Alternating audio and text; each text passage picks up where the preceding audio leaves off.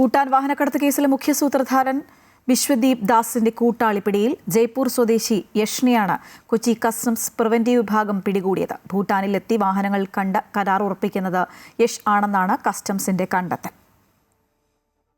ഭൂട്ടാൻ വാഹനക്കടത്ത് കേസിലെ മുഖ്യ സൂത്രധാരൻ വിശ്വദീപ് ദാസിന്റെ മൊഴിയുടെ അടിസ്ഥാനത്തിൽ നടത്തിയ അന്വേഷണത്തിലാണ് ഇയാളുടെ കൂട്ടാളിയായ ജയ്പൂർ സ്വദേശി യഷ് പിടിയിലായത്. ജയ്പൂരിലെത്തിയാണ് കൊച്ചി കസ്റ്റംസ് പ്രിവന്റീവ് വിഭാഗം യഷിനെ പിടികൂടിയത്.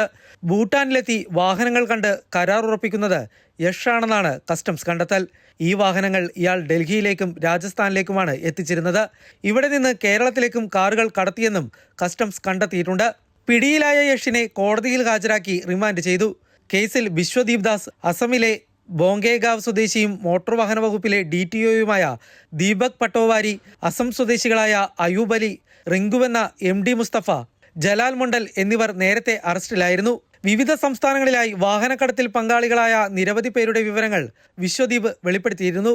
ഇവരിൽ ചിലരാണ് കസ്റ്റംസ് പ്രിവന്റീവ് വിഭാഗത്തിന്റെ വലയിലായത്. നികുതി വെട്ടിപ്പിലൂടെ 500ഓളം വാഹനങ്ങളായിരുന്നു കടത്തിയത്. SSB, Bengal customs preventive unit, Shillong customs എന്നിവയുടെ സഹായത്തോടെയായിരുന്നു കസ്റ്റംസ് പ്രിവന്റീവ് വിഭാഗത്തിന്റെ അന്വേഷണം. അമൃത ന്യൂസ്, കൊച്ചി.